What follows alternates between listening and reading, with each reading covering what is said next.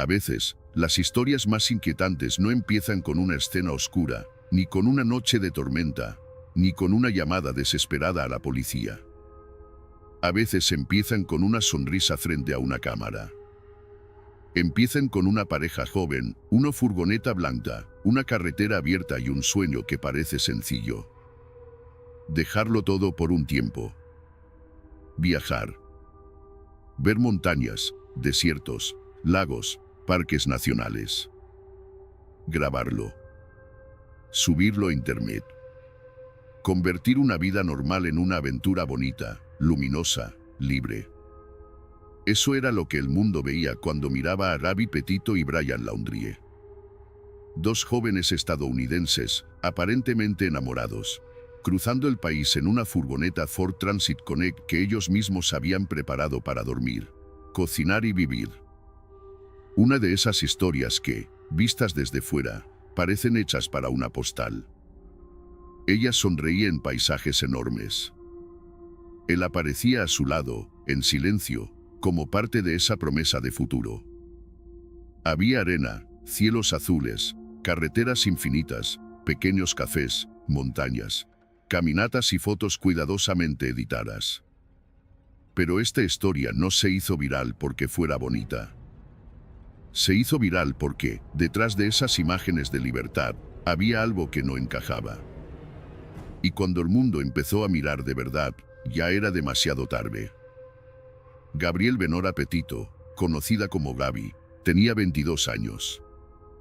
Era de Nueva York, una chica joven con ganas de construir algo propio, de contar historias, de viajar, de vivir una experiencia que muchos de su generación imaginaban como una forma de escapar de la rutina.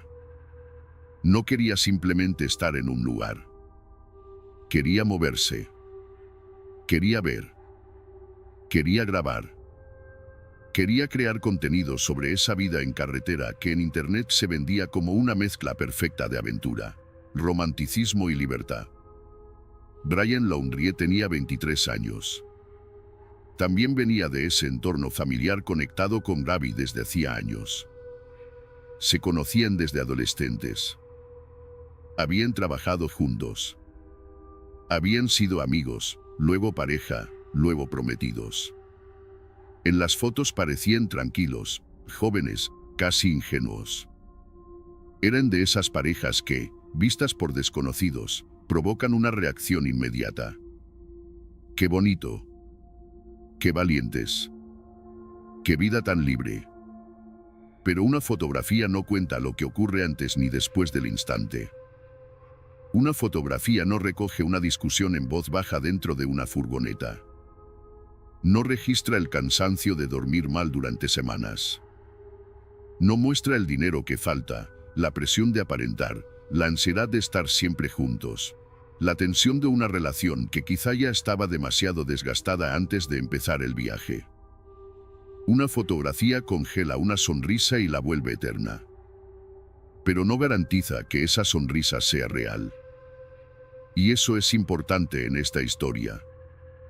Porque el viaje de Gaby y Brian se convirtió, para millones de personas, en un símbolo de lo engañosas que pueden ser las apariencias. Lo que parecía una aventura romántica acabó siendo una investigación nacional. Lo que parecía un proyecto de vida acabó siendo una búsqueda desesperada. Lo que parecía contenido para redes acabó siendo material analizado por desconocidos, periodistas, policías, creadores de contenido y familias enteras sentadas frente al televisor preguntándose lo mismo. ¿Dónde está Gaby? Para entender por qué este caso atrapó tanto a la gente, hay que volver al principio. No al momento en que ella desaparece. No al momento en que él vuelve solo. Al principio de verdad. A esa idea que ambos tenían de viajar por Estados Unidos. De convertir una furgoneta en casa y de documentarlo todo como si la vida pudiera ordenarse en clips bonitos. En 2021, después de una primera experiencia viajando juntos, Gaby y Brian decidieron hacer un recorrido más grande. Querían cruzar varios estados, visitar parques nacionales, vivir en la carretera y compartirlo en redes. Habían transformado la furgoneta con una cama, espacio para abordar cosas y lo mínimo para sobrevivir durante semanas. No era lujo. Era una vida apretada, sencilla, incómoda muchas veces. Pero vista desde Internet, podía parecer perfecta. Ahí hay una primera capa de la historia. La vida en carretera suena a libertad cuando se cuenta desde fuera. Pero dentro de una furgoneta pequeña, la libertad también puede sentirse como encierro. No hay habitaciones separadas. No hay pausas reales. No hay mucha privacidad. Cada desacuerdo se queda dentro del mismo espacio. Cada mal día viaja contigo. Cada silencio ocupa todo. Y si una relación ya tiene grietas, la carretera no siempre las cura. A veces las agranda. Gaby quería construir una marca personal alrededor de esa experiencia. Publicaba fotos, grababa vídeos, pensaba en canales, nombres, estética, edición. Como tantas personas jóvenes, estaba intentando transformar una ilusión en algo visible. Brian, por lo que se ha contado públicamente, parecía menos interesado en esa exposición constante. Eso no significa, por sí solo, nada criminal. Muchas parejas tienen diferencias sobre redes sociales, trabajo, planes o estilos de vida. Pero en este caso, esas diferencias formaban parte de un cuadro más amplio, uno que después sería revisado con una lupa enorme. Porque cuando alguien desaparece, todo lo anterior cambia de significado. Un gesto que antes parecía normal se vuelve extraño. Una discusión que parecía de pareja se convierte en señal. Un mensaje breve se vuelve sospechoso. Una publicación bonita se vuelve inquietante. La última foto deja de ser una foto y se transforma en una pista. El viaje comenzó en julio de 2021. Salieron hacia el oeste, atravesando estados, parques y carreteras. La idea era llegar a lugares como Utah, Wyoming, Oregón, quizá más allá. En redes, Gaby mostraba paisajes abiertos y momentos cuidadosamente elegidos. El tipo de imágenes que uno guarda como recuerdo de una vida intensa. Pero mientras esa versión pública avanzaba, también había señales de que algo no iba bien. No señales claras para todo el mundo.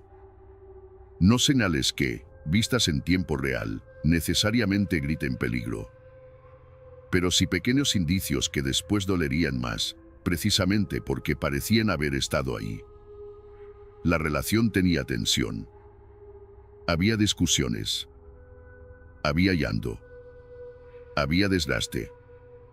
Y entonces llegó uno de los momentos más conocidos del caso, uno de esos momentos que, años después, sigue provocando una pregunta incómoda. ¿Qué habría pasado si alguien hubiera entendido mejor lo que estaba viendo? El 12 de agosto de 2021, en Moab, Utah, la policía recibió un aviso relacionado con una pareja que discutía. Una persona había visto una situación preocupante entre Gaby y Brian cerca de una tienda. El reporte hablaba de una posible pelea, de tensión física, de algo que no parecía una simple discusión tranquila. Poco después, la policía detuvo la furgoneta. Ese encuentro quedó grabado en cámaras corporales. Y esas imágenes, cuando salieron a la luz, se volvieron parte central de la historia. Gaby aparece llorando. Muy nerviosa. Respira con dificultad. Intenta explicar lo ocurrido.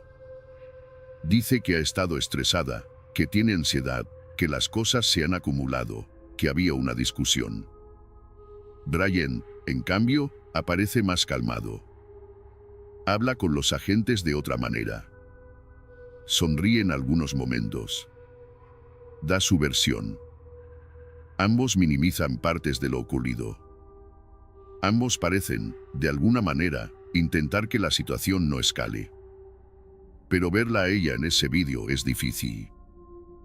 No porque uno pueda reconstruirlo todo con certeza a partir de unos minutos.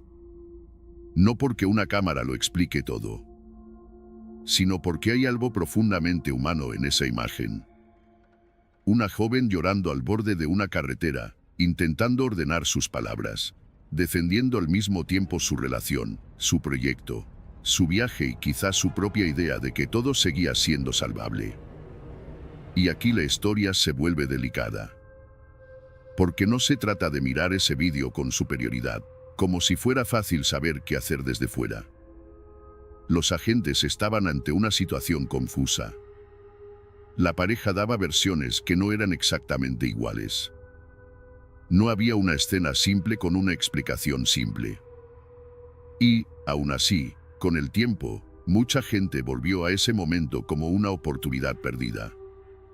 Una grieta visible antes del desastre. La policía decidió separar a Ravi y Brian por la noche. Él fue enviado a un alojamiento. Ella se quedó con la furgoneta. No hubo arresto. La situación se trató como un conflicto doméstico sin cargos. En aquel momento, eso pudo parecer una forma de enfriar la tensión. Darles espacio.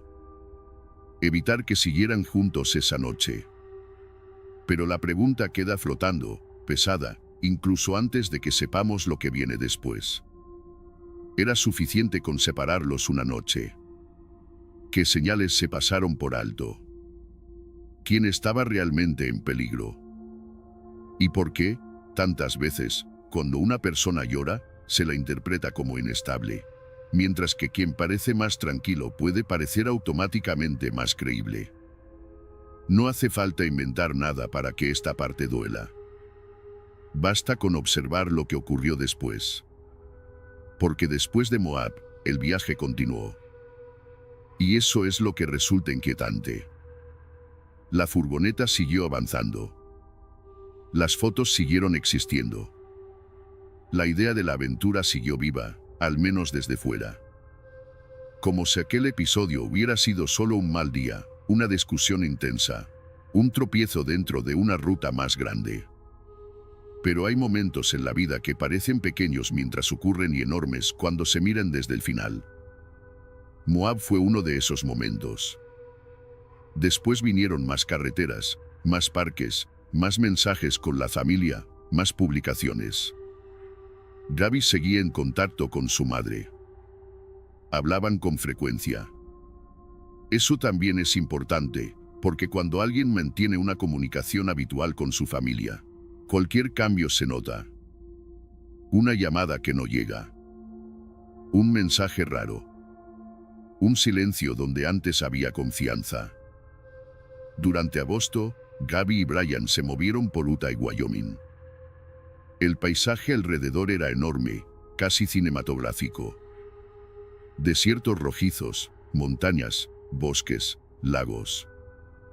Lugares que para muchos viajeros representan paz. Pero en esta historia, esos paisajes se convirtieron en el fondo de algo cada vez más oscuro. Lo trágico de este caso es que, durante un tiempo, la historia siguió pareciendo normal para quienes solo podían verla por fragmentos. Y esa es una de las razones por las que atrapó tanto al público. Porque todos entendemos los fragmentos.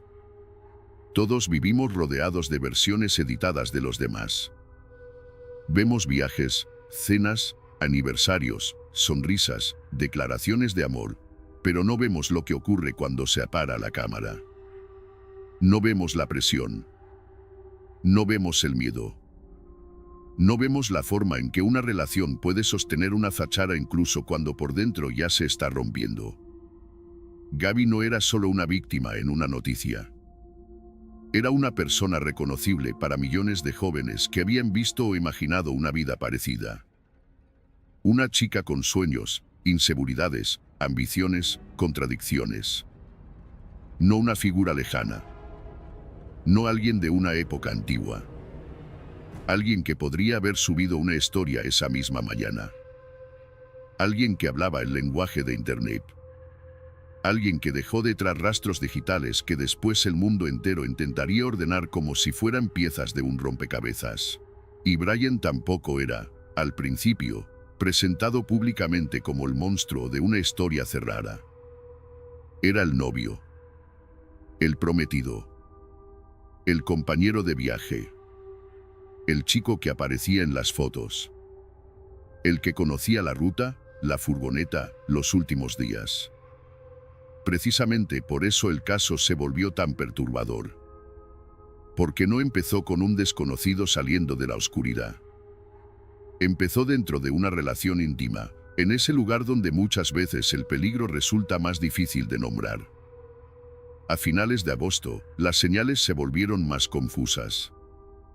Gaby fue vista por última vez con vida durante esos días en Wyoming, cerca del área de Grand Teton. Esa zona, inmensa y hermosa, parece hecha para desaparecer en la naturaleza incluso sin querer. Montañas que se elevan como paredes, caminos, zonas de acampada dispersa, bosques y carreteras donde una furgoneta blanca podía ser una entre muchas. Para turistas y viajeros, era un paisaje de aventura. Para los investigadores, después, sería un territorio que había que revisar con desesperación. Pero antes de que la búsqueda oficial explotara, hubo un periodo extraño, un intervalo de silencios y mensajes dudosos. La familia de Gaby empezó a notar que algo no iba bien. Los mensajes que llegaban no sonaban igual. La comunicación se volvió irregular. La preocupación fue creciendo de esa manera lenta y terrible en la que al principio uno intenta convencerse de que habrá una explicación razonable. Tal vez no hay cobertura. Tal vez están en una zona remota. Tal vez el teléfono está apagado. Tal vez discutieron y necesita espacio. Tal vez mañana llamará. Ese tal vez es una de las palabras más crueles en una desaparición. Porque mantiene viva la esperanza, pero también retrasa el golpe. Mientras su familia empezaba a inquietarse, ocurrió algo que cambiaría por completo la percepción del caso. Brian Laundrie regresó a Florida. Volvió a la casa de sus padres. Volvió con la furgoneta. Pero volvió sin Gaby.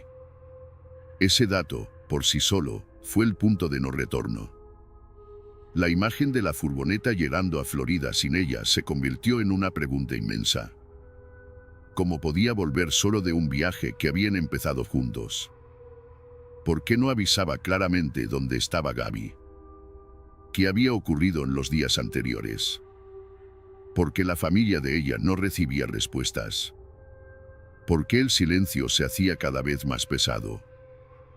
Y aquí empieza una de las partes que más indignación provocó en el público.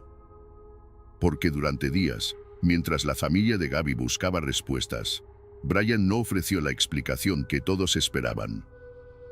Su familia remitió a un abogado. El silencio legal creció alrededor del caso.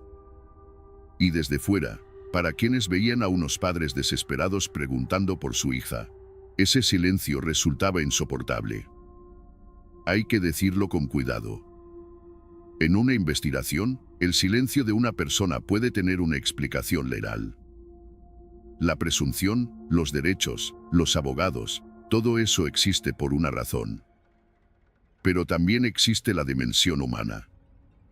Y humanamente, ver a una familia sin saber dónde está su hija mientras la última persona que viajó con ella está en casa y no da una respuesta pública clara, hizo que millones de personas sintieran rabia. La historia dejó de ser un caso local. Se convirtió en una obsesión nacional. El nombre de Gaby empezó a circular por redes, noticieros, foros, vídeos, directos, podcasts. TikTok se llenó de usuarios analizando publicaciones, rutas, fechas, sombras, ubicaciones, matrículas, fotos antiguas, comentarios. Algunas personas aportaron observaciones útiles. Otras cayeron en teorías sin base.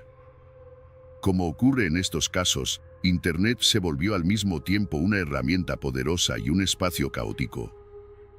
Pero hubo algo particular en esta historia. La vida de Gaby estaba documentada. No completa, claro, porque ninguna vida lo está. Pero sí lo suficiente como para que desconocidos sintieran que podían seguir el rastro. La furgoneta era reconocible. Las rutas podían compararse. Las publicaciones tenían fechas aproximadas. Los paisajes podían identificarse. La estética de la aventura, que antes servía para inspirar, se convirtió en material de investigación colectiva. Y entonces, una pareja de viajeros revisó sus propias grabaciones. Habían estado en la zona de Spruce Creek, en Wyoming, a finales de agosto. Tenían vídeo de su recorrido por una carretera de acampada. En esas imágenes aparecía una furgoneta blanca estacionada a un lado. No era una escena dramática. No había una persecución. No había un grito. Solo una furgoneta quieta en un paisaje abierto. Pero esa furgoneta se parecía demasiado a la de Gaby y Brian. Ese tipo de hallazgos cambian una investigación. Porque, de pronto, el mapa se estrecha. Lo inmenso se vuelve concreto. El bosque deja de ser una idea general y se transforma en un lugar. Una carretera. Un punto. Un área donde buscar. La gente que había seguido el caso desde sus pantallas empezó a entender que no estaba viendo una historia cualquiera. Estaba viendo cómo los rastros cotidianos de otros viajeros podían convertirse en piezas decisivas. Una cámara encendida por casualidad. Un vídeo de vacaciones. Una ruta grabada sin intención. Y, dentro de ese archivo aparentemente normal, una pista. Mientras tanto, la presión sobre Brian Laundrie aumentaba. La policía lo consideraba una persona de interés. La familia de Gaby seguía pidiendo respuestas. Los medios rodeaban la casa. La historia estaba en todas partes.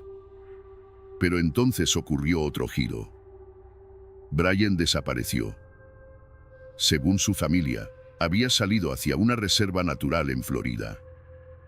Durante días, su paradero también se convirtió en una búsqueda. Ahora había dos búsquedas, pero no del mismo tipo. Una por Gaby, con la esperanza cada vez más frágil. Otra por Brian, con la urgencia de encontrar a la persona que podía explicar los últimos días de ella. El público reaccionó con incredulidad. ¿Cómo había podido desaparecer también? ¿Cómo, después de volver solo, después de no aclarar dónde estaba Gaby, después de convertirse en el centro del caso, simplemente ya no estaba? La historia se volvía más extraña a cada hora. Y cada nueva información parecía abrir más preguntas de las que cerraba. Pero antes de llegar a Brian, antes de entender cómo terminaría su búsqueda, la atención seguía concentrada en Wyoming.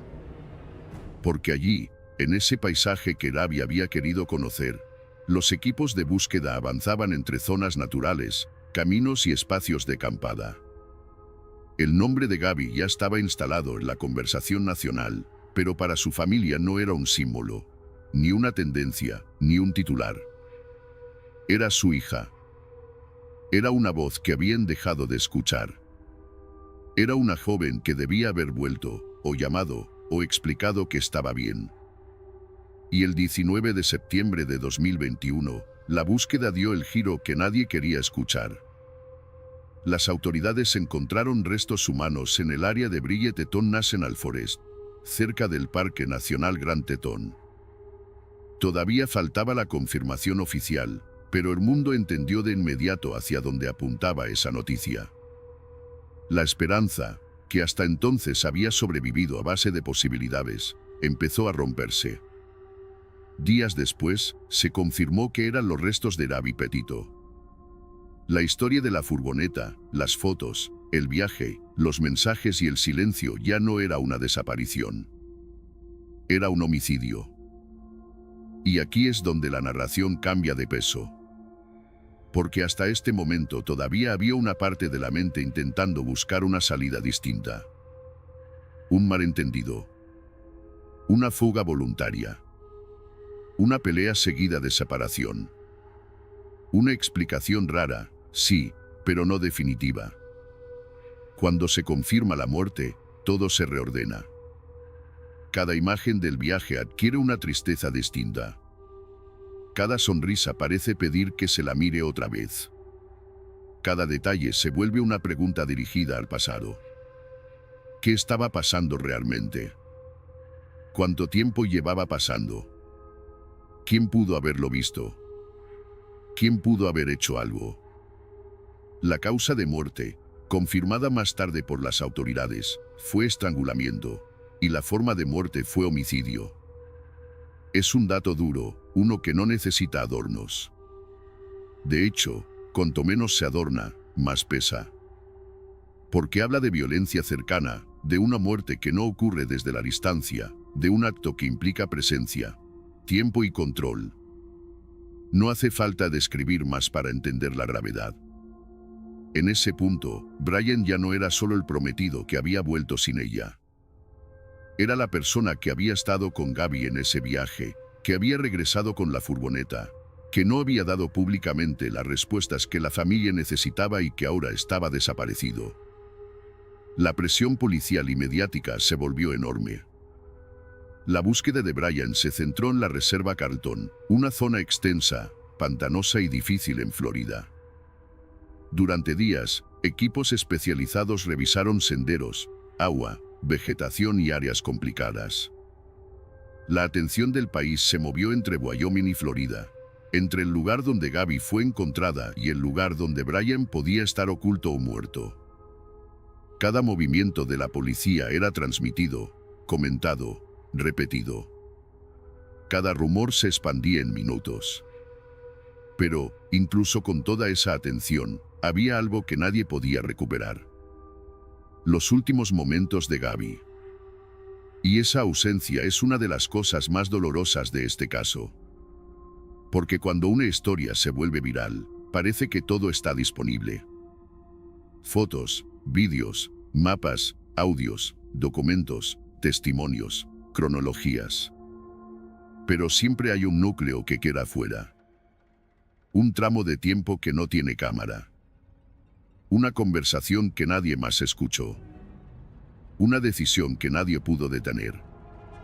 Una verdad que solo estaban allí para conocerla quienes ya no podían contarla de la misma manera. La gente quería respuestas, pero también quería una explicación emocional. Quería entender cómo una historia que empezó con promesas de viaje terminó así. Quería señalar el momento exacto en que se pudo evitar. Quería volver a Moab, a los mensajes, a la furgoneta, a las publicaciones, y encontrar una señal tan clara que pudiera decirse que todo era evidente. Pero la violencia en una relación rara vez se presenta como una escena clara desde el principio. A veces aparece como control disfrazado de preocupación. A veces como insultos que luego se minimizan. A veces como discusiones que se repiten hasta que parecen normales. A veces como aislamiento, cansancio, miedo a provocar otra pelea. A veces como una persona llorando y otra explicando con calma. Y eso fue lo que hizo que el caso de Gaby Petito impactara tanto más allá del crimen en sí. Obligó a muchas personas a mirar de nuevo lo que entienden por una mala relación. A preguntarse cuántas veces se confunde conflicto con violencia. Cuántas veces se pide a la persona herida que se tranquilice, que respire, que explique mejor, mientras la dinámica real permanece escondida justo delante de todos. No sabemos todo lo que ocurrió dentro de esa furgoneta durante las semanas finales. No podemos inventar conversaciones. No podemos llenar con imaginación lo que no está probado. Pero sí podemos mirar los hechos conocidos y entender que había una cadena de señales, silencios y decisiones que terminaron en tragedia. Una joven viajó con su prometido. Hubo un encuentro policial por una discusión. Siguieron juntos. Ella dejó de comunicarse de forma normal con su familia. Él volvió solo con la furgoneta. Ella fue encontrada muerta. Él desapareció. Ese es el esqueleto del caso. Lo demás, lo humano, lo emocional, lo que hizo que millones no pudieran apartar la mirada, está en la distancia entre la primera imagen y la última. Entre la chica sonriente frente a un paisaje y la familia esperando una llamada que nunca llegó. entre el sueño de documentar una vida libre y la realidad de una investigación por homicidio, entre lo que se mostraba en redes y lo que ocurría fuera de cuadro. Y todavía faltaba una pieza. La pieza que Brian Laundrie se llevó consigo cuando desapareció en Florida. Esa pieza parecía perdida entre pantanos, senderos inundados y árboles bajos de Florida. Mientras la familia de Gabby intentaba asimilar lo que las autoridades habían encontrado en Wyoming, la búsqueda de Brian Laundrie se convirtió en una segunda historia dentro de la historia. Ya no era solo el joven que había vuelto sin su prometida. Ya no era solo una persona de interés. Era el hombre que podía explicar qué había pasado en los días finales del viaje, el único que, en teoría, podía responder a una pregunta que estaba destruyendo a una familia entera. ¿Qué le hiciste a Gabby? La Reserva Carlton y el Parque Ambiental de Miakache Creek se convirtieron en nombres repetidos una y otra vez, en televisión. Para quien no conociera Florida, podía parecer extraño que una persona desapareciera tan cerca de su casa y, aún así, fuera tan difícil encontrarla. Pero esa zona no era un parque pequeño con caminos limpios y bancos de madera. Era un espacio amplio, húmedo, lleno de vegetación espesa, agua, barro, animales, calor y rincones donde buscar se volvía lento y peligroso. Durante días, equipos de búsqueda entraron y salieron de allí.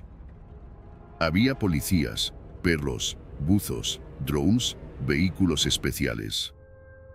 Cada movimiento era grabado por medios de comunicación. Cada coche que entraba en la zona generaba especulaciones. Cada bolsa, cada carpa, cada rumor se convertía en noticia. Internet estaba en un estado de vigilancia permanente, como si todo el país se hubiera sentado frente a una pantalla esperando una resolución. Pero la espera no traía calma. Traía más rabia. Porque mientras Brian no aparecía, la familia de Gabby seguía sin tener respuestas directas. Y eso fue una de las cosas que más marcó emocionalmente este caso. No solo la muerte de una joven, sino la sensación de que hubo días, demasiados días, en los que alguien sabía algo y no lo dijo de la forma en que una familia necesitaba escucharlo. El silencio se volvió casi un personaje. Un silencio legal, familiar, estratégico, insoportable. El público quería ver a Brian esposado, sentado frente a investigadores, obligado a explicar cada minuto. Quería un juicio. Quería preguntas. Quería pruebas mostradas en una sala. Quería que alguien dijera con claridad qué había ocurrido entre esas montañas de Wyoming. Pero las historias reales no siempre avanzan como una serie. A veces no dan el enfrentamiento final que uno espera. A veces la persona que debe responder desaparece antes de responder ante todos. Y eso fue lo que ocurrió. El 20 de octubre de 2021, después de semanas de búsqueda, se encontraron restos humanos en la zona de Miakache Creek. Cerca de ellos había objetos personales de Brian Laundrie. Entre esos objetos, uno sería especialmente importante. Un cuaderno. La noticia cayó con un peso extraño. Por un lado, parecía acercar el final de la búsqueda. Por otro, habría una frustración nueva. Si esos restos eran de Brian, entonces quizá nunca habría interrogatorio. Quizá nunca habría juicio. Quizá nunca habría una confesión pública frente a la familia de Gabby. La historia podía terminar con dos cuerpos encontrados en dos estados distintos y demasiadas preguntas flotando entre ambos. Al día siguiente, las autoridades confirmaron que los restos pertenecían a Brian Laundrie. Más adelante, se informó que había muerto por una herida de bala autoinfligida. Esa confirmación cambió otra vez el tono del caso. La figura que había concentrado la sospecha, la indignación y la necesidad de respuestas ya no podía ser detenida. Ya no podía ser juzgada por un tribunal penal. Ya no podía ser obligada a mirar a los padres de Gabby y explicar nada. Pero el cuaderno permanecía. Durante un tiempo, Ese cuaderno se convirtió en una promesa inquietante. ¿Qué habría escrito? ¿Qué parte de la verdad estaba allí? ¿Sería una confesión? ¿Sería una justificación? ¿Sería una despedida? ¿Sería otra forma de controlar la historia incluso después de muerto? Las autoridades federales terminaron dando una respuesta parcial. Según el FBI, dentro del cuaderno había declaraciones escritas por Brian Laundrie en las que asumía responsabilidad por la muerte de Gabby. Con eso, la investigación federal se acercó a su cierre. Para la ley, era una pieza decisiva. Para la familia, podía confirmar lo que ya sospechaban. Pero confirmar no siempre es sanar. A veces confirmar solo vuelve el dolor más concreto. Porque una cosa es temer algo, y otra es verlo escrito. El caso de Gabby Petito no terminó en una sala de juicio con testigos, pruebas, objeciones y sentencia. Terminó de una forma más amarga. Con una víctima encontrada en Wyoming. Con el principal sospechoso hallado muerto en Florida. Con un cuaderno que contenía admisiones. Con una familia convertida en símbolo público del duelo. Con millones de personas que habían seguido cada paso y que, aún así, se quedaron con la sensación de que faltaba algo. Y ese algo era enorme. Faltaba escuchar la verdad completa. Faltaba saber si Brian habría dicho lo mismo bajo juramento. Faltaba reconstruir las horas finales con la precisión que una familia merece. Faltaba entender si alguien pudo intervenir antes. Faltaba una justicia visible. No siempre la verdad judicial y la verdad emocional llegan al mismo lugar. A veces una investigación puede cerrarse, y aún así, las personas que aman a la víctima siguen viviendo dentro de una pregunta. Las autoridades pueden decir que el caso está resuelto, que el responsable ha sido identificado, que las pruebas apuntan en una dirección clara. Pero para quienes perdieron a alguien, la historia no se guarda en una carpeta. No se archiva. No se cierra con una nota de prensa. Sigue en la mesa vacía. En el teléfono que ya no suena. En los planes que quedaron suspendidos. En cada cumpleaños. En cada fotografía donde todavía aparece sonriendo. Y en este caso, esas fotografías estaban por todas partes. Ese fue otro aspecto brutal de la historia. Gabby se había convertido en una presencia visual constante. La gente no solo escuchaba su nombre. La veía. La veía en vídeos, en publicaciones, en fotos de viaje, en imágenes familiares, en fragmentos de una vida que parecía cercana. Eso hizo que muchas personas sintieran una conexión intensa, aunque no la conocieran. Y también hizo que su muerte se sintiera, para parte del público, como la destrucción de una ilusión colectiva. La ilusión de la pareja perfecta. La ilusión del viaje perfecto. La ilusión de que si algo se ve bonito en redes, entonces debe estar bien. Pero las redes no son una ventana completa. Son una vitrina. Y una vitrina puede estar iluminada mientras detrás todo se cae. Gabby y Brian mostraban una vida de carretera que encajaba con una fantasía muy poderosa. La de abandonar lo común, recorrer el país, despertarse frente a montañas, vivir con poco, amar mucho, ser libre. Pero nadie sube a internet todas las discusiones. Nadie edita un vídeo con el miedo que siente en el pecho. Nadie suele poner como portada una relación en crisis. La historia de Gabby golpeó porque reveló esa distancia. La distancia entre lo que se enseña y lo que se vive. Entre una sonrisa publicada y una llamada no contestada. Entre la estética de una aventura y la realidad de una convivencia rota. Después de su muerte, muchas personas volvieron al vídeo policial de Moab con una mirada distinta. Ese encuentro se convirtió en una pieza dolorosa de debate público. En esas imágenes, Gabby aparece alterada y Brian más sereno. Y esa diferencia abrió una conversación incómoda sobre cómo interpretamos las emociones en situaciones de violencia doméstica. Cuando una persona está llorando, respirando mal, confundida, puede parecer la parte problemática. Cuando otra persona habla con calma, incluso con simpatía, puede parecer razonable. Pero la calma no siempre significa inocencia. Y el llanto no siempre significa culpa. A veces quien llora es quien lleva más tiempo intentando sostener algo que ya no puede sostener. A veces quien sonríe sabe cómo presentarse ante los demás. A veces la dinámica real de una relación no se puede ver en 5 minutos si no se hacen las preguntas correctas. Eso no significa que cada agente, cada testigo, cada persona que vio una señal tuviera la historia completa. No la tenía. Pero el caso obligó a revisar sistemas, protocolos y formas de actuar. ¿Qué se pregunta en una llamada por violencia de pareja? ¿Cómo se evalúa el riesgo? ¿Cómo se entiende el control? ¿Cómo se distingue una pelea mutua de una situación donde una persona tiene poder sobre la otra?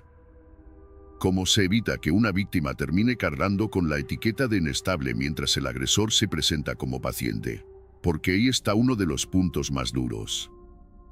La violencia en pareja no siempre se reconoce cuando aparece vestida de discusión. No siempre llega con una escena que todos puedan nombrar de inmediato. Puede presentarse como celos, como cansancio, como estrés, como una mala racha, como dos personas que se quieren pero se hacen daño. Y muchas víctimas también minimizan lo que viven. No porque estén mintiendo, sino porque el miedo, la dependencia emocional, la vergüenza y la esperanza pueden mezclarse hasta hacer muy difícil decir en voz alta estoy en peligro. Gaby, en aquel vídeo, no estaba contando una historia completa para un documental futuro. Estaba viviendo un momento real. Un momento confuso, humillante, emocional, frente a agentes armados, al borde de una carretera, con su relación expuesta y su viaje en riesgo. Esperar que una persona en esa situación explique perfectamente todo lo que está ocurriendo es pedirle una claridad que muchas veces solo llega demasiado tarde. Y quizá por eso el caso se volvió tan estudiado. No solo por el crimen, sino por las señales. Por la manera en que una tragedia puede estar formándose frente a varias personas y seguir pareciendo una crisis pasajera. Por la forma en que un sistema puede intervenir, pero no llegar al fondo. Por la manera en que una familia puede sentir que algo no está bien, pero no tener aún la prueba que necesita para activar todas las alarmas. Por la forma en que la violencia puede viajar en una furgoneta blanca a plena luz del día, cruzando parques nacionales, pasando junto a turistas, gasolineras, cafeterías, caminos y paisajes bellísimos. Eso es lo que inquieta. No ocurrió en un callejón escondido desde el principio. Ocurrió dentro de una vida visible. Dentro de una relación conocida. Dentro de un viaje compartido en Internet. A medida que la investigación avanzó y luego se cerró, la familia de Gaby intentó transformar parte de ese dolor en acción. Su nombre quedó asociado a campañas de concienciación sobre violencia doméstica y desapariciones. También se abrió una conversación sobre por qué algunos casos reciben cobertura masiva y otros no. Porque mientras el mundo entero seguía la desaparición de Gaby, muchas familias de personas desaparecidas, especialmente mujeres racializadas e indígenas, señalaron una realidad incómoda. Sus casos rara vez reciben la misma atención. Esa conversación fue necesaria. Dolorosa, pero necesaria. Porque reconocer la importancia del caso de Gaby no significa ignorar a otras víctimas. Al contrario, su caso mostró el poder que puede tener la atención pública cuando se moviliza con fuerza. Mostró cómo una desaparición puede volverse imposible de ignorar cuando los medios, Internet y las autoridades se enfocan en ella. Pero también dejó una pregunta difícil. ¿Qué pasa con quienes desaparecen sin vídeos virales, sin una estética reconocible, sin miles de usuarios analizando cada pista, sin cámaras esperando frente a la casa de un sospechoso. La historia de Gaby se convirtió en símbolo de muchas cosas a la vez. De la violencia íntima, de las apariencias digitales, de los errores o limitaciones en la respuesta policial, de la obsesión pública por el true crime, de la capacidad de Internet para ayudar y para distorsionar, y también de las desigualdades en la atención mediática. Esa mezcla explica por qué el caso no desapareció rápidamente después de confirmarse la muerte de Brian. Muchas historias criminales se apagan cuando se encuentra al responsable. Esta no. Siguió generando documentales, entrevistas, análisis, demandas, revisiones del vídeo policial, debates sobre protocolos y conversaciones familiares sobre señales de abuso. Porque la pregunta no era solo quién mató a Gaby. Esa respuesta, para las autoridades, terminó apuntando a Brian. La pregunta más grande era cómo una historia así llegó hasta ese punto. ¿Cómo se pasa de planear un futuro juntos a que una persona no vuelva? ¿Cómo se transforma una carretera de libertad en un camino hacia la muerte? ¿Cómo se esconden el miedo y el control detrás de una imagen romántica? ¿Y cómo podemos aprender a mirar mejor? No para convertirnos en detectives de la vida ajena, no para ver crímenes donde no los hay, sino para entender que el amor no debería sentirse como caminar sobre vidrio, que una relación no debería aislarte de ti misma, que pedir ayuda no siempre suena como una frase clara.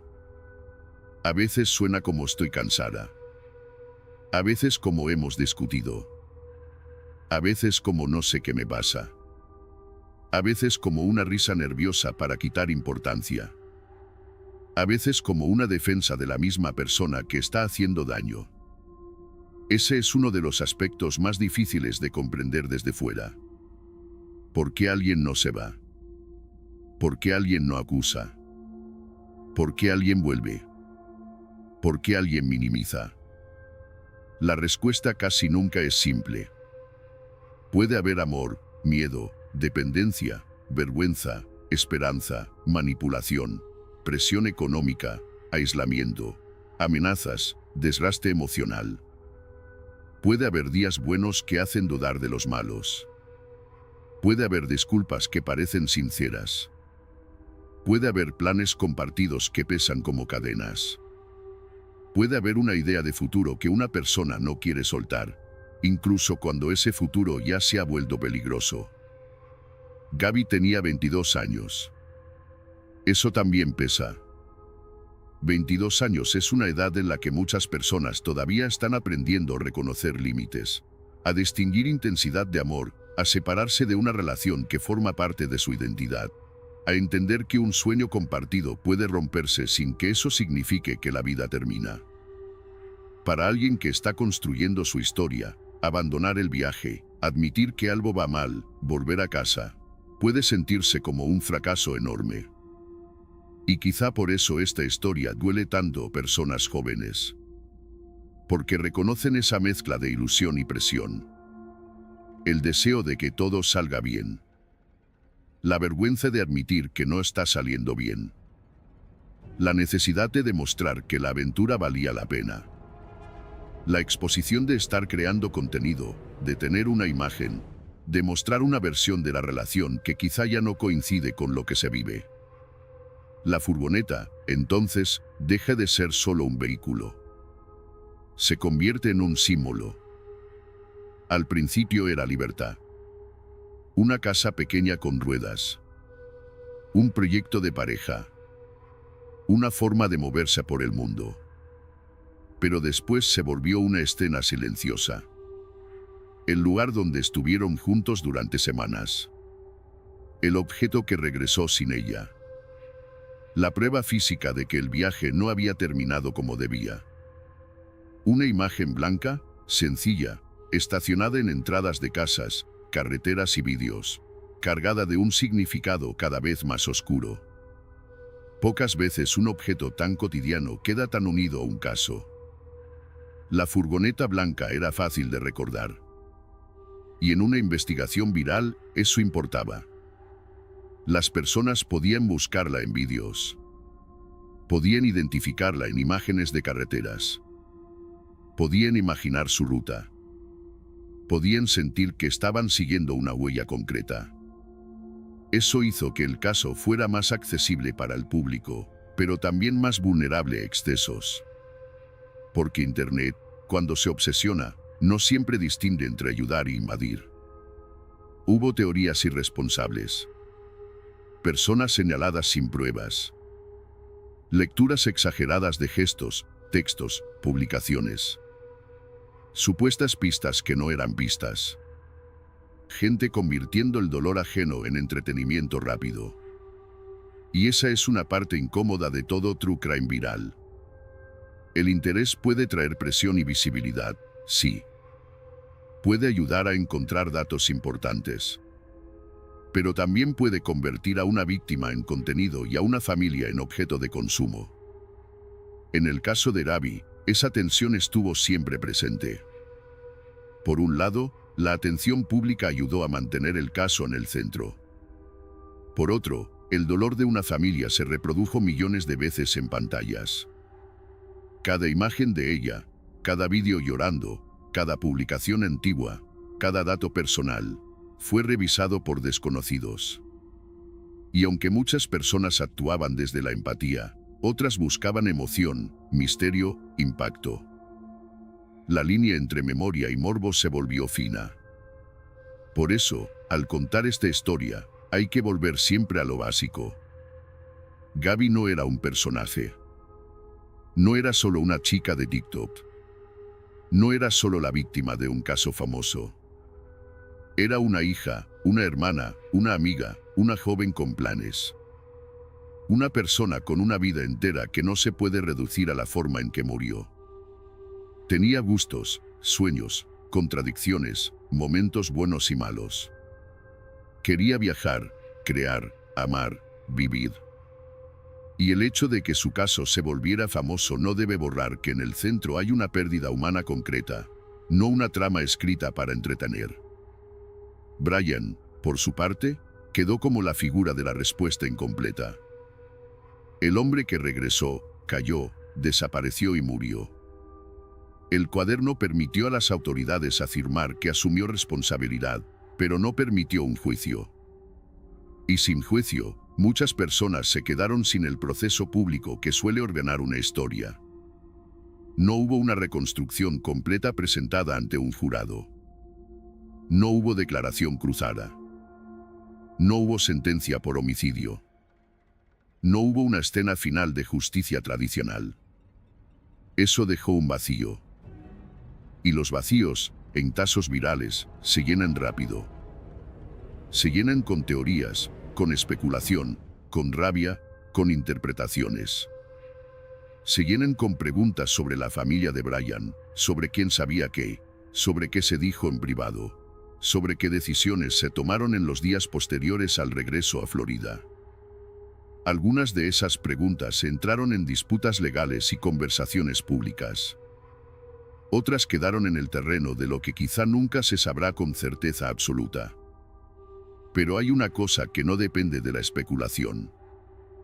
Gaby salió de viaje y no volvió. Brian volvió con la furgoneta y sin ella. Gaby fue encontrada muerta. Brian dejó escritos asumiendo responsabilidad. La historia, en sus puntos esenciales, es devastadora sin necesidad de añadir nada más. Y aún así, para entender por qué sigue siendo contada, hay que mirar las capas que la rodean. La capa íntima de una relación. La capa pública de redes sociales. La capa institucional de la respuesta policial. La capa mediática de la cobertura. La capa social de la violencia doméstica. La capa moral de cómo consumimos estas historias. Cada una de esas capas abre una pregunta distinta. ¿Qué vio Gaby antes que nadie? ¿Qué vio su familia cuando empezó a preocuparse? ¿Qué vieron los testigos en Moab? ¿Qué vieron los agentes? ¿Qué vimos nosotros cuando las imágenes se hicieron públicas? ¿Y qué estamos dispuestos a ver ahora, cuando ya sabemos el final? Porque esa es la trampa de mirar hacia atrás. Todo parece más claro después. Cada señal parece iluminada. Cada error parece obvio. Cada decisión parece conducir directamente al desenlace. Pero las personas que estaban dentro del momento no tenían el final escrito frente a ellas. Tenían versiones parciales, emociones, protocolos, miedos, dudas. Entender eso no significa justificar. Significa reconocer que prevenir una tragedia exige algo más difícil que indignarse después. Exige aprender a identificar patrones antes de que sean irreversibles. Exige escuchar de otra manera. Exige tomar en serio el miedo aunque venga mezclado con amor. Exige entender que una persona puede defender a quien la araña. Exige mirar más allá de quien parece más tranquilo. Exige preguntar no solo qué pasó, sino quién tiene miedo de quién. Esa última pregunta se volvió fundamental para muchas personas que revisaron el caso. ¿Quién tiene miedo de quién? No quién grita más. No quién llora más. No quién parece más nervioso. No quién tiene el relato más ordenado. Quién está ajustando su comportamiento para evitar la reacción del otro. Quién está perdiendo espacio. Quién se disculpa por existir. Quién intenta suavizarlo todo. Quién parece estar pidiendo permiso sin decirlo. No siempre es fácil responder. Pero hacer la pregunta ya cambia la mirada. En la historia de Gaby y Brian, esa mirada llegó tarde. Llegó cuando el vídeo de Moab ya era una pieza de análisis, no una oportunidad inmediata. Llegó cuando la furgoneta ya había cruzado el país de regreso. Llegó cuando los mensajes ya habían dejado de sonar como ella. Llegó cuando el bosque de Wyoming ya guardaba la parte más dolorosa de la verdad. Y mientras el país intentaba ordenar todo eso, la familia de Gaby tuvo que hacer algo imposible. Llorar en público. Llorar mientras millones opinaban. Llorar mientras se analizaban vídeos de su hija. Llorar mientras se repetía su nombre en todos los idiomas de Internet. Llorar mientras la persona señalada como responsable ya no estaba viva para responder en un tribunal. Hay una crueldad especial en ese tipo de duelo. No solo pierdes a alguien, pierdes también el control sobre la forma en que el mundo habla de esa persona. De pronto, desconocidos narran su vida, interpretan sus gestos, discuten su relación, pausan sus vídeos, examinan sus lágrimas. Incluso cuando lo hacen con respeto, incluso cuando quieren justicia, hay algo profundamente invasivo en ver una intimidad familiar convertida en conversación global. Por eso, con el tiempo, la memoria de Gaby empezó a enfocarse también en algo más amplio. No solo en lo que le ocurrió, sino en lo que su caso podía enseñar. Su familia impulsó acciones para apoyar a víctimas de violencia doméstica y para dar visibilidad a personas desaparecidas. Su nombre pasó a representar una advertencia. Una forma de decir que las señales importan. Que las relaciones dañinas pueden esconderse detrás de fotos bonitas. Que una desaparición no debe esperar demasiado para ser tomada en serio. Que no todas las víctimas saben pedir ayuda de la forma que el sistema espera. Pero antes de que esa transformación fuera posible, hubo dolor, y el dolor no tiene forma limpia. Hubo funerales, declaraciones, entrevistas, investigaciones cerradas y preguntas que seguían abiertas en la mente pública. Hubo familias enfrentadas en tribunales y en medios. Hubo debates sobre la responsabilidad moral de quienes rodeaban a Brian. Hubo enojo hacia sus padres, hacia sus silencios, hacia lo que sabían o no sabían. Algunas cuestiones se discutieron legalmente. Otras quedaron en el terreno de la indignación social. Lo importante, para no perder el centro, es recordar que ninguna de esas discusiones cambia el hecho principal. La vida de Gaby terminó durante aquel viaje. Y eso no debería haber ocurrido. Cuando uno vuelve al principio, la historia parece casi imposible de reconciliar consigo misma.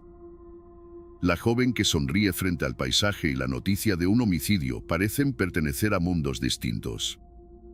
Pero no son mundos distintos. Son la misma historia. Ese es precisamente el golpe. La vida no avisa cuando una imagen feliz será leída después como antesala de una tragedia. Nadie mira una foto pensando que quizá algún día será una de las últimas. Nadie graba un vídeo de carretera imaginando que desconocidos lo estudiarán buscando señales de peligro. En aquel viaje había belleza real. Eso también es doloroso. Seguramente hubo momentos buenos. Risas. Paisajes que impresionaban. Comidas improvisadas. Caminadas. Días en que todo parecía volver a estar bien. Las relaciones dañinas no son necesariamente oscuras todo el tiempo. Si lo fueran, sería más fácil huir. A menudo tienen momentos luminosos que confunden, que atan, que hacen pensar que lo malo fue una excepción y que lo bueno es la verdad profunda. Esa alternancia puede ser una jaula muy poderosa. Quizá por eso tanta gente se quedó pensando en Gaby no solo como víctima, sino como alguien atrapada en una contradicción reconocible. Amar a alguien y sufrir con esa persona. Querer un futuro y sentir que ese futuro te está rompiendo. Defender una relación delante de otros mientras por dentro no sabes cómo sostenerla. Son experiencias que muchas personas, en diferentes grados, han visto de cerca. El caso se volvió viral porque tenía elementos narrativos muy fuertes, sí. Una pareja joven. Un viaje. Redes sociales. Una desaparición. Un regreso sospechoso. Un vídeo policial. Una búsqueda nacional. Pero se quedó en la memoria porque tocó algo más profundo. La idea de que el peligro puede estar junto a ti en la foto. De que una historia de amor puede ser contada desde fuera como aventura mientras desde dentro se convierte en miedo. De que a veces el último lugar donde alguien debería sentirse insegura es precisamente el lugar donde todos creen que está acompañada. Y esa palabra, acompañada, pesa mucho aquí. Gaby no estaba viajando sola. Eso fue lo que hizo que su desaparición resultara tan alarmante desde el primer momento para su familia. No se trataba de una joven de la que se había perdido el rastro en medio de un viaje individual sin testigos cercanos. Viajaba con su prometido. Con alguien que debía cuidarla, o al menos preocuparse por ella. Con alguien que, si se hubieran separado, debía poder explicarlo. Con alguien que, si ella estuviera en peligro, debía pedir ayuda.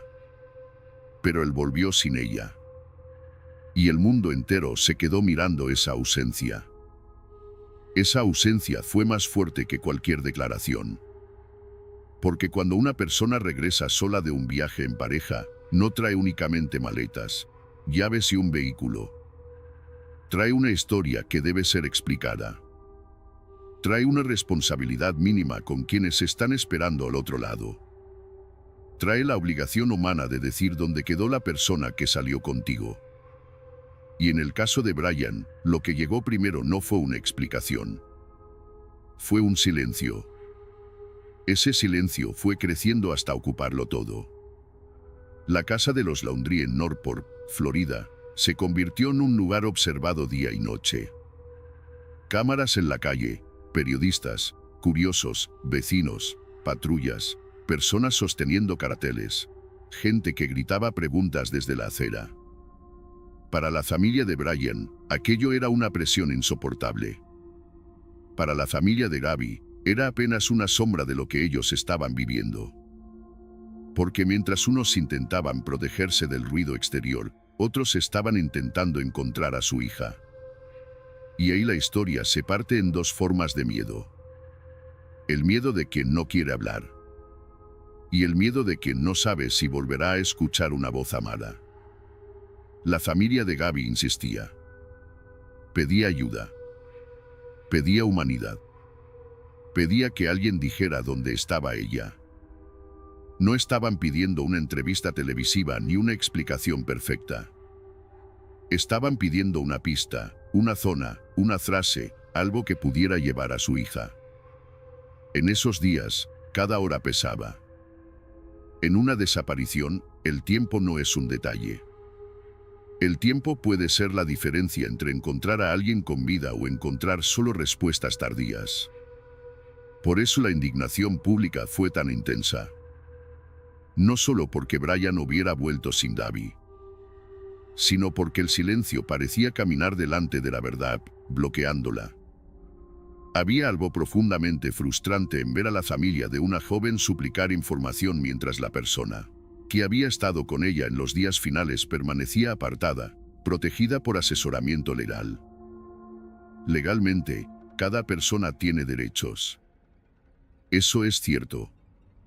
Pero moralmente, para millones de espectadores, la escena era insoportable.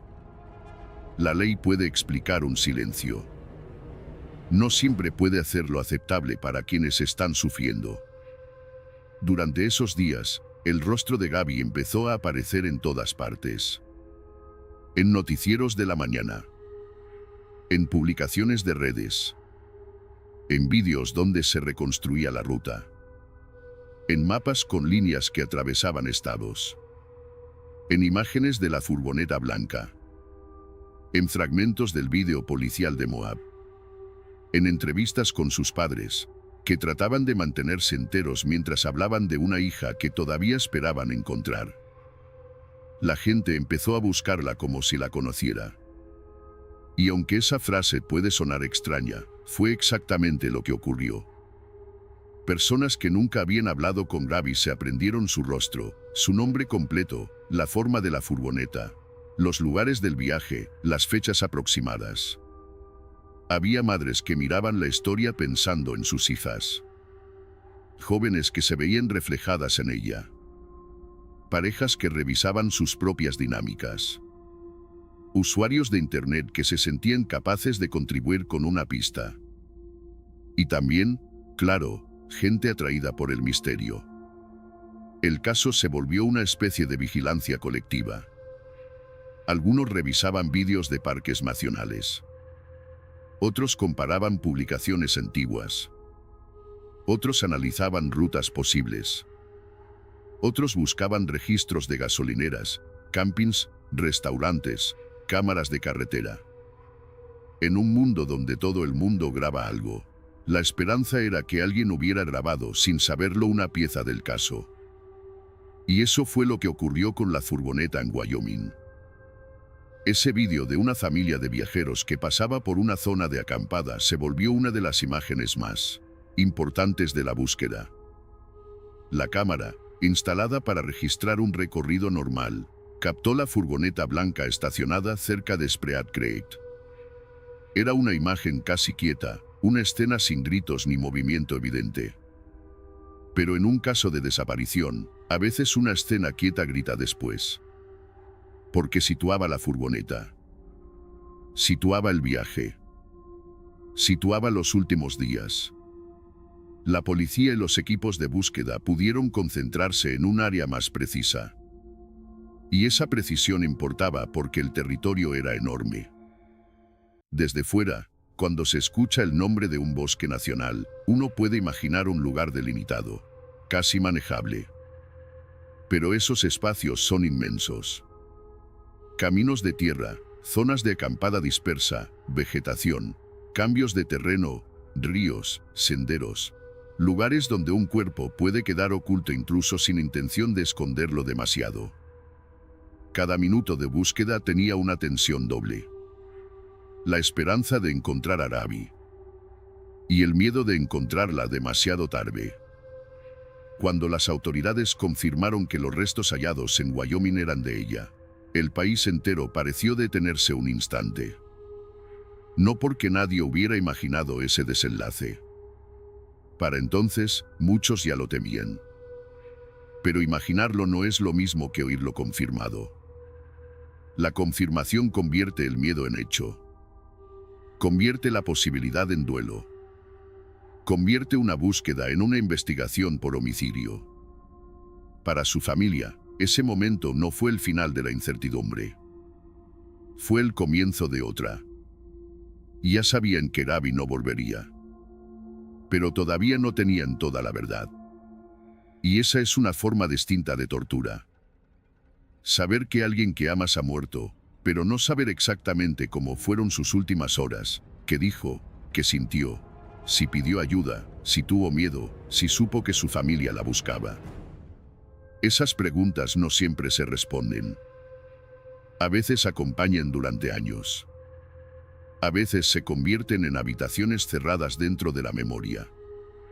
Cuando se anunció la causa de muerte, la conversación pública cambió otra vez. Ya no había espacio para imaginar una separación que terminó mal por accidente, ni una desaparición voluntaria, ni una confusión de ruta. La muerte de Gaby había sido un homicidio. Y el método confirmado por las autoridades indicaba una violencia íntima, cercana, personal. Un acto que no se puede explicar como un instante lejano o impersonal. En ese punto, el nombre de Brian se volvió inseparable del caso. No solo por la relación. No solo por la furgoneta. No solo por su regreso. Sino porque las propias autoridades terminarían diciendo que él asumió responsabilidad en escritos encontrados, junto a sus pertenencias. Esa información, cuando se hizo pública, fue como una puerta que se cerraba sin permitir que nadie entrara del todo. Había una respuesta, sí. Pero no una escena de justicia. Había una admisión escrita, sí. Pero no una voz respondiendo preguntas. Había un responsable identificado, sí. Pero no un juicio donde la familia pudiera verlo enfrentarse a las consecuencias. Ese es uno de los puntos más frustrantes del caso. La justicia penal necesita procesos, pruebas, acusaciones, defensa, sentencia.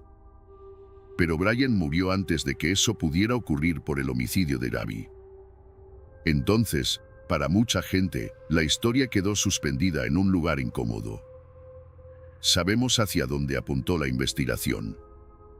Sabemos que él dejó escritos asumiendo responsabilidad. Sabemos que murió.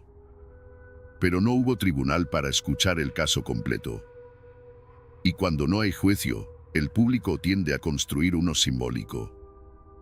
Lo construye en redes, en documentales, en debates, en comentarios, en teorías, en conversaciones familiares. Pero ningún juicio simbólico reemplaza lo que una sala real podría haber dado. Un orden, una cronología probada, testimonios bajo juramento, pruebas presentadas de forma completa, una sentencia escuchada de pie, una posibilidad, aunque imperfecta, de mirar a la persona acusada y decir esto fue lo que hiciste. La familia de Gaby no tuvo eso de la manera que muchas familias esperan. Y aún así, tuvo que seguir adelante. Seguir adelante no significa superar. Esa palabra se usa demasiado rápido. Hay pérdidas que no se superan. Se integran. Se cargan. Se transforman en otra cosa porque no queda alternativa. La familia de Gaby empezó a hablar de violencia doméstica, de señales de alerta, de personas desaparecidas, de la necesidad de actuar antes. Su dolor se convirtió en una voz pública, pero eso no lo vuelve menos dolor. A veces hablar de una pérdida una y otra vez es también una forma de revivirla. Imagínate tener que contar la historia de tu hija para que otros entiendan el peligro. Imagínate mirar sus fotos en pancartas, entrevistas y campañas. Imagínate escuchar su nombre en boca de desconocidos que opinan, juzgan, analizan, a veces con cuidado y a veces sin él. Imagínate que el peor momento de tu vida se convierta en contenido que el mundo consume mientras desayuna, conduce o se acuesta. Esa es una de las preguntas morales que deja este caso. ¿Qué hacemos nosotros con estas historias? Porque el true crime puede servir para algo. Puede visibilizar errores. Puede rescatar casos olvidados. Puede presionar a autoridades. Puede enseñar patrones de abuso. Puede ayudar a que una persona reconozca una señal en su propia vida. Pero también puede convertirse en un espectáculo. Y cuando una tragedia se vuelve espectáculo, la víctima corre el riesgo de desaparecer detrás del misterio. Con Gaby ocurrió algo particular. Su imagen estaba tan presente que parecía imposible olvidarla. Pero incluso así, había momentos en los que la conversación se desplazaba hacia Brian, hacia sus padres, hacia teorías, hacia persecuciones, hacia el drama legal. Eso pasa mucho. El responsable, el sospechoso, el misterio, terminan ocupando el centro. Y la víctima queda como punto de partida, no como persona completa. Por eso es necesario repetirlo sin convertirlo en una frase vacía. Gaby era más que el crimen que terminó con su vida. No era solo la chica de la furgoneta. No era solo el rostro de una noticia. No era solo el nombre de una búsqueda. Era una joven que estaba intentando vivir una etapa intensa, quizá confusa, quizá ilusionante, quizá complicada, como tantas personas de 22 años. Tenía una familia que la amaba. Tenía proyectos. Tenía una voz, una personalidad, una historia anterior al viaje y un futuro que le fue arrebatado. Cuando se cuenta su caso, el centro no debería ser el morbo de sus últimos días, sino la pérdida completa de todo lo que pudo venir después. Ese futuro perdido es lo que no se ve en las cronologías. Las cronologías dicen fechas. El 12 de agosto, Moab. Finales de agosto, Wyoming. El 1 de septiembre, Brian regresa a Florida. El 11 de septiembre, Gaby es reportada como desaparecida. El 19 de septiembre, se encuentran sus restos. Octubre, se encuentran los restos de Brian. Las fechas ayudan a ordenar. Pero entre una fecha y otra hay vidas deshaciéndose. Hay llamadas. Hay insomnio. Hay madres mirando el teléfono. Hay padres tratando de mantener la voz firme. Hay investigadores recorriendo kilómetros. Hay desconocidos enviando pistas. Hay una casa rodeada de cámaras. Hay silencio donde debería haber habido respuestas. Y hay algo más. Hay una relación que no empezó en el crimen. Esto es importante porque a veces, cuando conocemos el final de una historia, convertimos todo lo anterior en una línea recta hacia ese final. Como si desde el primer día todo hubiera sido inevitable. Pero las relaciones reales son más complejas. Gaby y Brian tuvieron momentos de afecto, planes, promesas, recuerdos. Eso no suaviza lo que ocurrió. No disminuye la responsabilidad de quien la mató. Pero ayuda a entender por qué las relaciones dañinas pueden ser tan difíciles de abandonar. Nadie se enamora de un monstruo todos los días. A veces se enamora de una persona que también sabe ser amable. A veces de alguien que comparte sueños. A veces de alguien que aparece en fotos familiares, que hace planes, que habla de futuro. Y luego, lentamente, aparecen el control, los estallidos, las disculpas, las heridas, la confusión. O quizá estaban ahí desde antes, pero se aprendió a minimizarlos. Esa mezcla es precisamente lo que atrapa. Lo bueno no borra lo malo, pero puede hacer que lo malo parezca soportable durante demasiado tiempo. En el caso de Gaby, no podemos afirmar cada detalle de lo que ocurría en privado. No tenemos todas las conversaciones. No tenemos todos los días grabados. No tenemos acceso completo a su mundo interior. Pero sí sabemos que hubo señales públicas de tensión. Sabemos que hubo un encuentro policial. Sabemos que la relación terminó en violencia fatal. Y sabemos que, después, Muchas personas vieron en esa historia un espejo de dinámicas que quizá habían vivido o presenciado. El vídeo de Moab se volvió una especie de documento emocional. No solo policial, emocional. Porque mucha gente lo vio y reconoció gestos. La forma de disculparse demasiado. La forma de intentar no meter en problemas al otro. La forma de asumir culpa aunque la situación sea confusa. La forma de decir estoy estresada en vez de decir tengo miedo. La forma de proteger una relación incluso delante de terceros. La forma en que una persona vulnerable puede parecer culpable simplemente porque no consigue hablar de manera ordenada. Y aquí aparece una enseñanza dura. El sufrimiento no siempre se presenta de forma convincente. A veces una víctima parece contradictoria. A veces se ríe. A veces defiende al agresor. A veces cambia detalles. A veces dice que todo está bien. A veces vuelve con esa persona. A veces minimiza. A veces no quiere que nadie sea arrestado. Y nada de eso significa automáticamente que no haya peligro. Durante años, los expertos en violencia doméstica han explicado que salir de una relación abusiva puede ser un proceso largo, no un acto único. Puede requerir varios intentos. Puede implicar miedo a consecuencias. Puede haber manipulación emocional. Puede haber dependencia económica o logística. Puede haber aislamiento. Puede haber vergüenza. Y en un viaje como el de Gaby, además, había un factor físico muy concreto.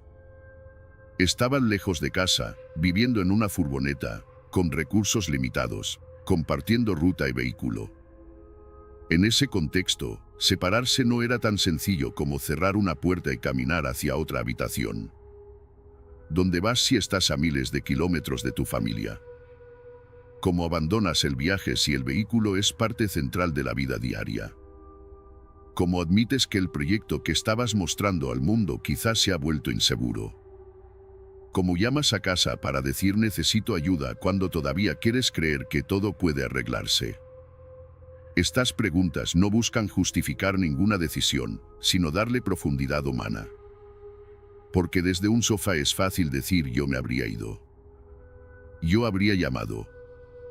Yo habría contado todo. Pero en la vida real, bajo presión, con miedo, con amor mezclado con dolor, las decisiones no siempre son limpias. A veces se toman por supervivencia inmediata. A veces por evitar una discusión. A veces por no empeorar la noche. Esa es la parte que muchas personas entendieron después. Que una víctima no siempre actúa como esperamos. Y que exigirle una conducta perfecta puede ser otra forma de no verla. El caso también reveló la fuerza y el peligro de las narrativas digitales. Gaby quería contar un viaje. Quería tomar control de su historia, editarla, compartirla, quizá inspirar a otros. Pero cuando desapareció, esa misma huella digital fue tomada por el mundo y reinterpretada. Lo que ella había publicado para mostrar belleza se convirtió en material de investigación. Sus sonrisas fueron examinadas. Sus textos, comparados. Sus últimos mensajes, discutidos. Su estética, convertida en pista. Hay algo profundamente moderno en esa tragedia. Una vida narrada en redes que termina siendo reconstruida por redes. La misma cultura que celebra la exposición se convierte después en archivo de la pérdida. Cada foto queda congelada, pero ya no pertenece del todo a quien la subió. Pasa a formar parte de una investigación, de una memoria pública, de una conversación global. Y una vez que eso ocurre, es casi imposible devolverla al espacio íntimo. Quizá por eso el caso de Gaby se sintió tan cercano para una generación entera. Porque todos entienden lo que es dejar rastros. Publicar un viaje. Compartir una relación. Querer que los demás vean una vida bonita. Y todos, de alguna manera, saben también que lo publicado no lo es todo. Que hay días no subidos. Peleas no grabadas. Lágrimas que no se convierten en historia. Mensajes borrados. Miedos que no se escriben porque escribirlos los haría demasiado reales. La desaparición de Gaby abrió esa grieta. Nos obligó a preguntarnos cuántas vidas estamos mirando sin verlas. ¿Cuántas veces confundimos estética con bienestar?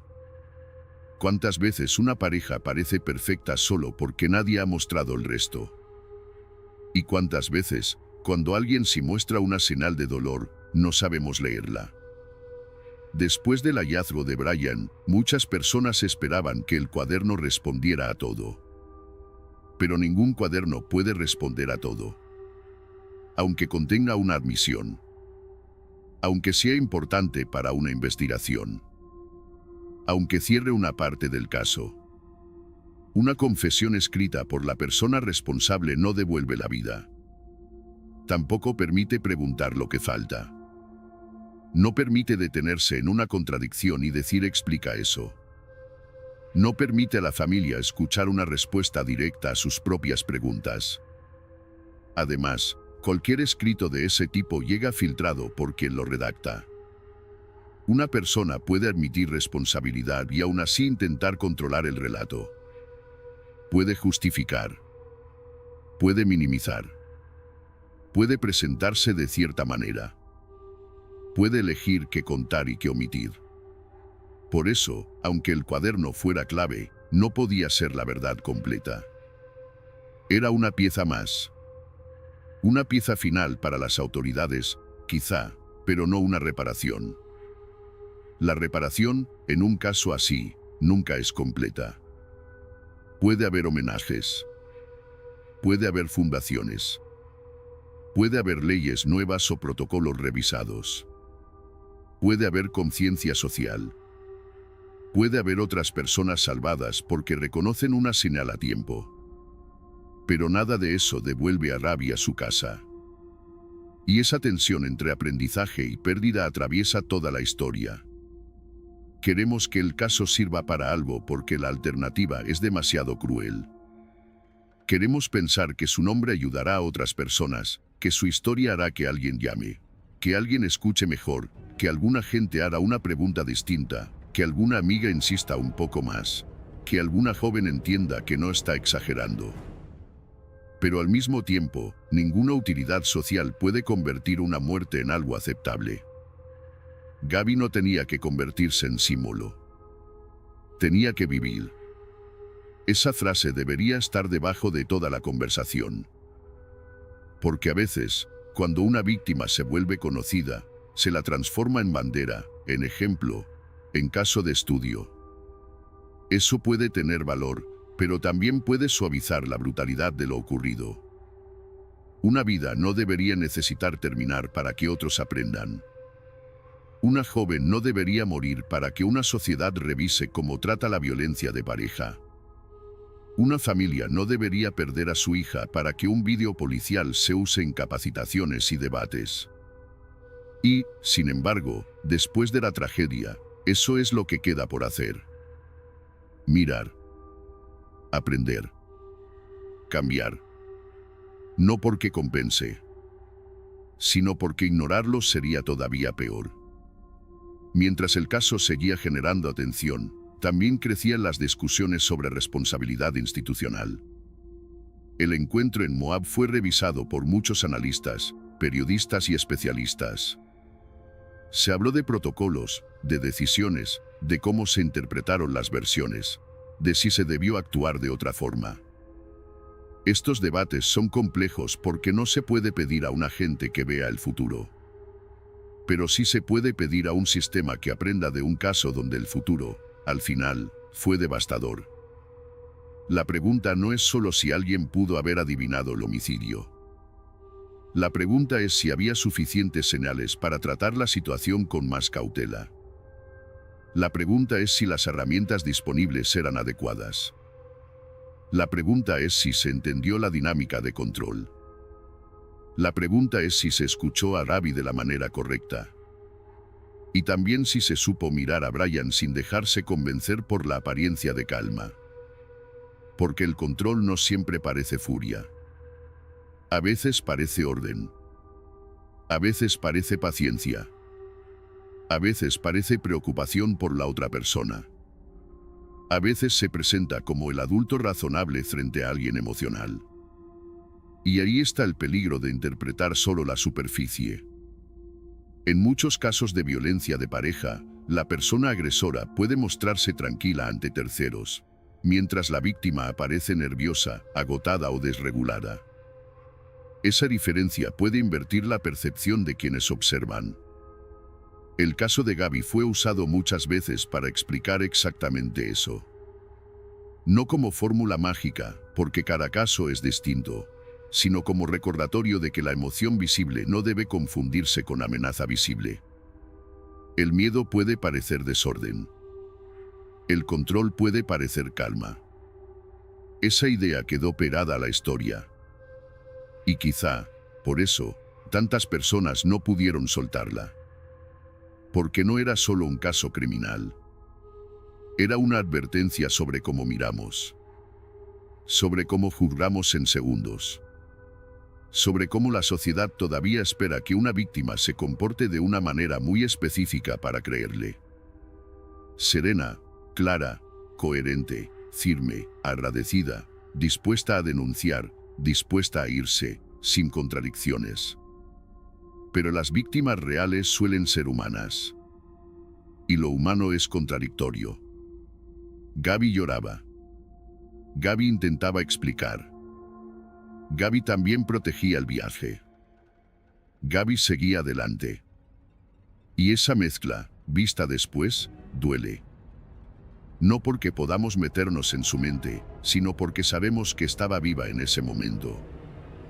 Viva, joven, presente, todavía con posibilidad de regresar a casa. Ese vídeo se volvió insoportable precisamente por eso.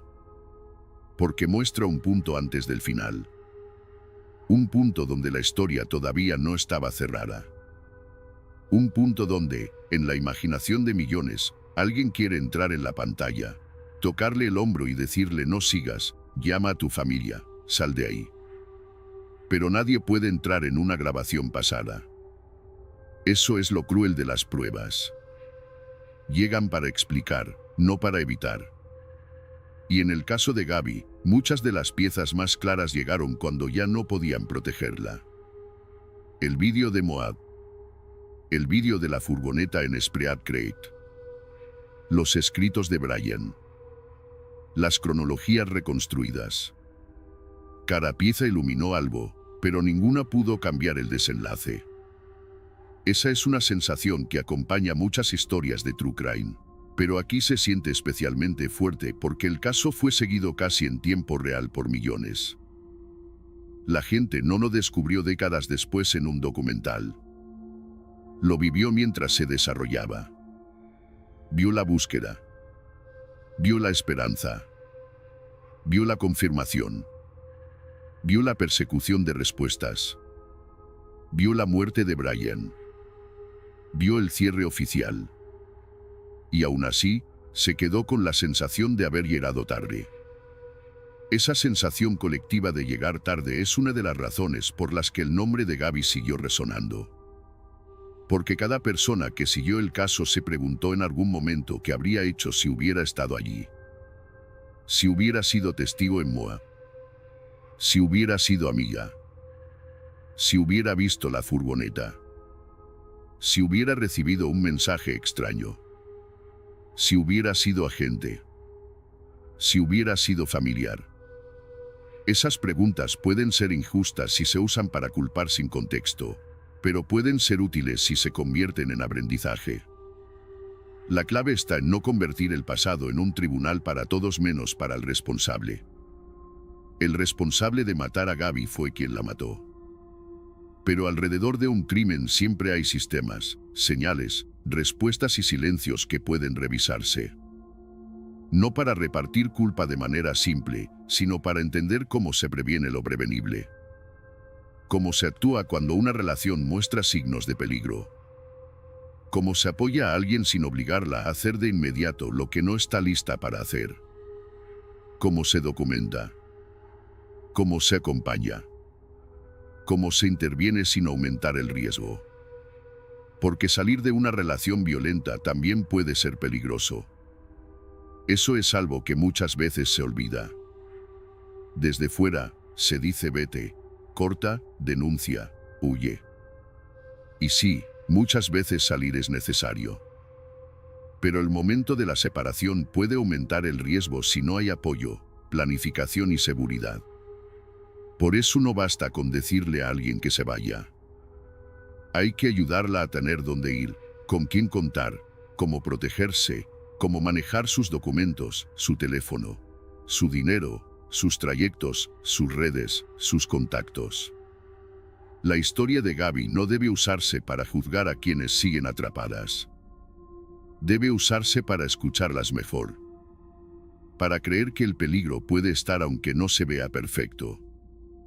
Para entender que una persona puede necesitar ayuda incluso cuando dice que todo está bien.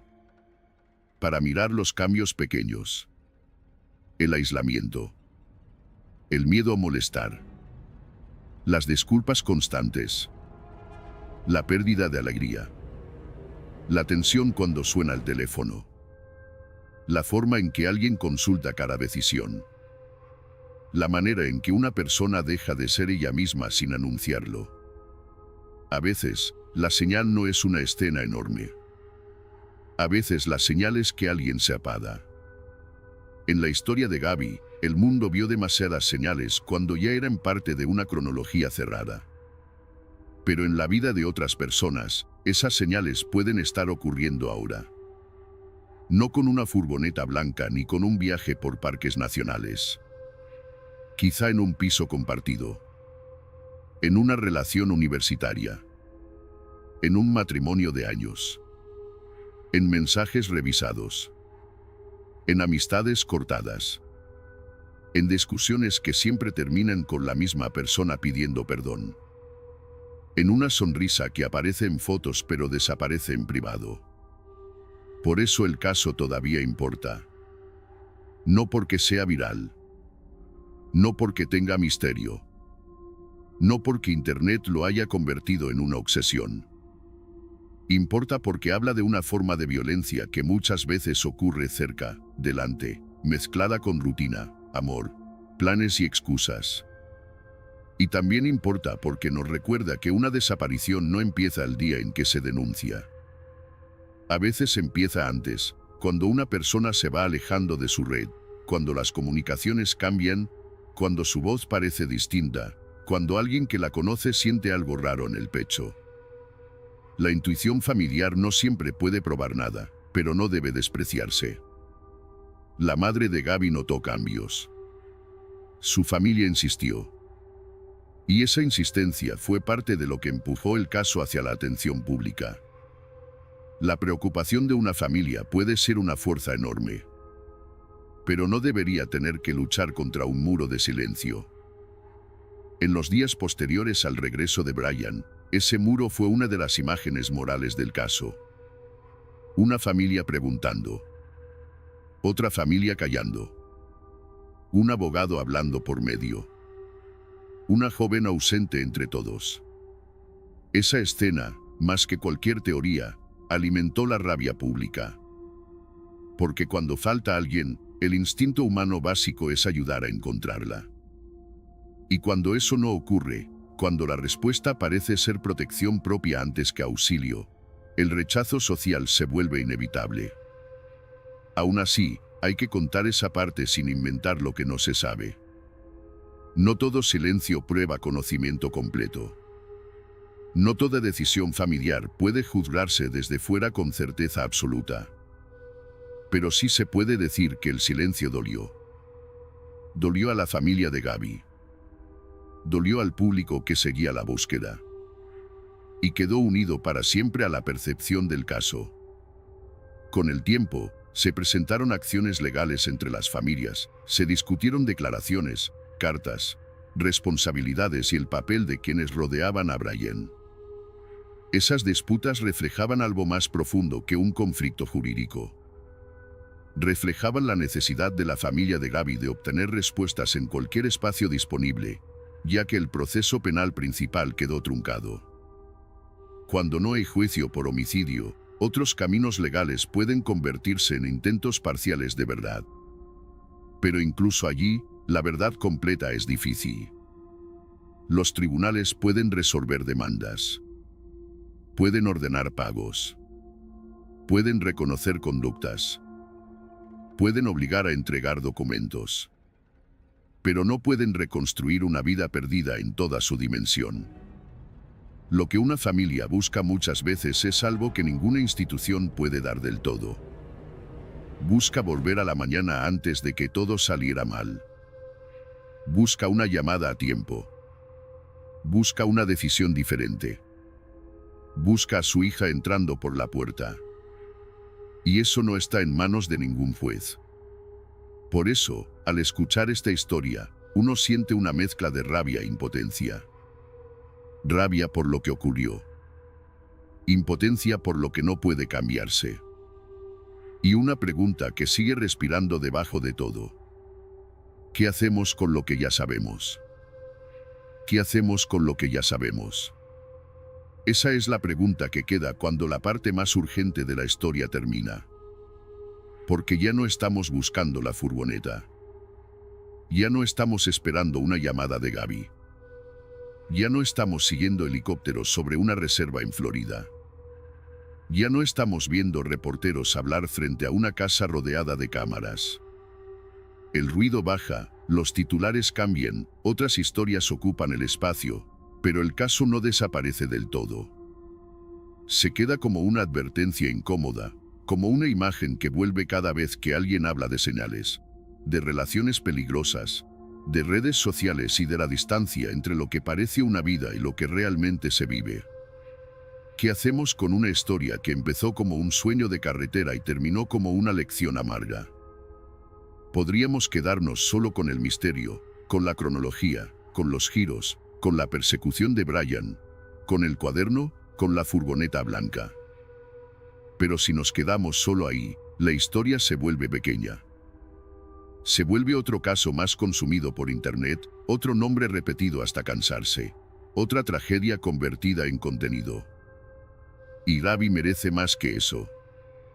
Su historia obliga a mirar hacia un lugar más difícil, menos espectacular, pero mucho más importante.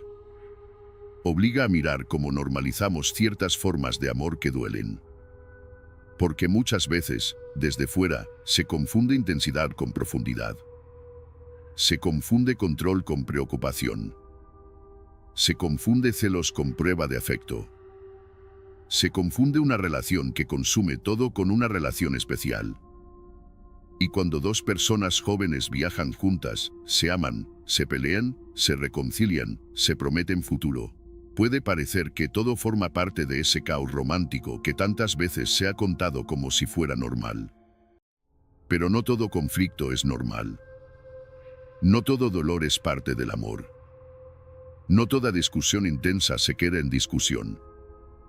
Hay relaciones que empiezan a pedirte partes de ti. Primero tu tranquilidad. Luego tus amistades. Luego tu voz. Luego tu forma de decidir. Luego tu capacidad de reconocer que algo está mal. Y cuando por fin intentas explicarlo, quizá ni siquiera sabes por dónde empezar. Porque no hay un solo momento. Hay muchos. Pequeños, repetidos, acumulados. Una frase que te hizo sentir culpable. Una reacción que te dio miedo. Una disculpa que aceptaste para no perder la paz. Un plan que cambiaste para evitar un enfado. Una llamada que no hiciste porque sabías que habría problemas. Una emoción que escondiste porque era más fácil sonreír. En la historia de Gaby, el mundo llegó a ver algunas piezas cuando ya no podían salvarla. Pero en la vida cotidiana, esas piezas aparecen antes. No siempre con dramatismo.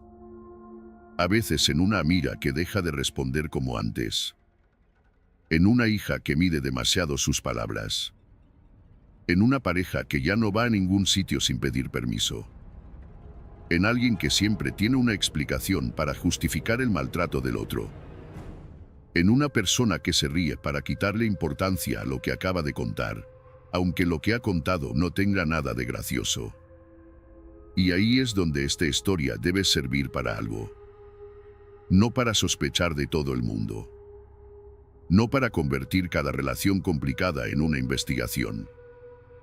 Sino para escuchar mejor. Para hacer preguntas más cuidadosas. Para no quedarnos con la primera versión cómoda. Para no pensar que una persona está bien solo porque subió una foto sonriendo. Para no asumir que quien habla calmado dice la verdad y quien llora exagera. Para recordar que el miedo puede sonar confuso. El caso de Gaby también nos deja una reflexión sobre la exposición. Ella quería compartir una aventura. Quería construir algo bonito con imágenes, rutas y paisajes. Eso no tiene nada de extraño. Vivimos en una época donde muchas personas narran su vida mientras la viven. Viajar y grabar, amar y publicar, cocinar y subirlo, llorar y ocultarlo, celebrar y editarlo. Las redes no inventaron las apariencias, pero las hicieron más brillantes. Más fáciles de creer. Más difíciles de cuestionar. Una pareja puede parecer perfecta porque solo vemos los 5 segundos elegidos. Un viaje puede parecer libre porque no vemos el miedo dentro del vehículo. Una vida puede parecer luminosa porque la oscuridad quedó fuera del encuadre. Y cuando una tragedia ocurre, volvemos a mirar esas imágenes con otra mirada. Buscamos señales. Pausamos vídeos. Analizamos gestos. Leemos mensajes como si fueran mapas. Pero hay una crueldad en eso. La crueldad de entender demasiado tarde que lo que parecía una sonrisa quizá estaba rodeado de tensión. La crueldad de querer encontrar en el pasado una puerta por la que ya no podemos entrar. No podemos volver a Moab. No podemos detener la furgoneta antes de Wyoming. No podemos llamar a Gaby y decirle que vuelva a casa. No podemos poner una mano sobre el hombro de una joven que aparece llorando en un vídeo y decirle que no tiene que seguir defendiendo una relación que la está rompiendo. Pero sí podemos hacer algo con el presente. Podemos mirar a quienes tenemos cerca con más atención. Podemos dejar de romantizar las relaciones que aíslan. Podemos tomar en serio una frase dicha a medias. Podemos insistir con cuidado cuando algo no nos cuadra. Podemos ofrecer ayuda sin humillar. Podemos entender que una persona puede tardar en irse y que eso no la hace responsable de lo que le ocurra. Podemos recordar que el peligro no siempre llega con una señal perfecta, y que esperar la señal perfecta puede significar llegar tarde. También podemos ser más responsables con la forma en que contamos estas historias. Porque no hay nada malo en querer entender un caso real. El problema aparece cuando la curiosidad se alimenta de dolor sin respeto. Cuando se olvida que hay familias vivas detrás de cada nombre. Cuando se habla de una víctima como si fuera un personaje disponible para teorías infinitas. Cuando se usa en sus últimos momentos como entretenimiento, una y otra vez, sin pensar en lo que eso significa. El true crime puede ser memoria, advertencia y análisis. Pero también puede convertirse en consumo vacío si no se cuenta con cuidado. Gaby no necesita que la recordemos solo por su muerte. Necesita que recordemos que su vida fue más grande que el final que la arrebataron. Que antes de ser un caso viral, fue una niña en una familia, una adolescente con amigos, una joven con sueños, una persona que quería viajar, crear, amar y encontrar su lugar. Esa parte no debe desaparecer. Porque si solo la recordamos por la furgoneta, por el vídeo policial o por la búsqueda, dejamos que el crimen reduzca todo lo que ella era. Y ninguna víctima debería quedar encerrada para siempre en el peor capítulo de su historia. Brian Laundrie, en cambio, dejó detrás una sombra de preguntas. Su muerte evitó un proceso penal completo. Sus escritos dieron a las autoridades una admisión de responsabilidad, pero no dieron al mundo una reconstrucción total. Tal vez por eso el caso sigue provocando tanta frustración. Porque queremos que la justicia tenga una forma visible. Queremos ver consecuencias. Queremos escuchar respuestas claras. Queremos que el responsable no pueda esconderse detrás del silencio, de una reserva pantanosa o de un cuaderno encontrado demasiado tarde. Pero la justicia, a veces, llega incompleta. Y cuando llega incompleta, la memoria carga con lo que falta. La familia de Gaby tuvo que vivir con esa incompletitud. Con la certeza de la pérdida y con la ausencia de un juicio. Con información suficiente para entender quién le quitó la vida, pero no suficiente para llenar cada vacío emocional. Con una historia pública que todos comentaban, pero que solo ellos sufrían desde el lugar más íntimo. Y aún así, intentaron transformar ese dolor en conciencia, en conversación, en ayuda para otras personas. No porque eso arregle nada, sino porque a veces el amor por quien se perdió encuentra una manera de seguir trabajando en el mundo. Eso es lo único luminoso que puede quedar en una historia así. No una luz que borre lo ocurrido. No una luz que haga que todo tenga sentido. Sino una luz pequeña, humana, que dice que de una pérdida puede salir una advertencia capaz de proteger a alguien más. Quizá alguien escucha la historia de Gaby y reconoce una señal en su propia relación. Quizá alguien recuerda a una amiga que se ha ido aparando y decide escribirle. Quizá una madre insiste un poco más cuando siente que algo no va bien. Quizá un agente, ante una escena confusa, hace una pregunta distinta.